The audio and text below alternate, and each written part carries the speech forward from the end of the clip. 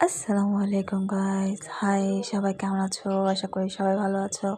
অনেকদিন পর আসলাম, বাসায় একটু ব্যস্ত ছিলাম যে কারণে আসতে পারি নাই। আমার শাশুড়ি আম্মু অসুস্থ ছিল, ডেঙ্গু হয়েছে তার। আলহামদুলিল্লাহ এখন আগের তুলনায় অনেক ভালো আছে, সবাই দোয়া করবেন তার জন্য। এই তো আর মিষ্টান্ন কিছু খেতে মন চাচ্ছিল, তাই ভাবলাম যে দেখি কিছু বানাইতে পারি কি না। তারপর জ্বর বাবাকে দুধ জাল ফেললাম, দুধ জাল দিলাম। এরপরে চিন্তা করলাম যে দুধ তো জাল দিলাম, কি করি।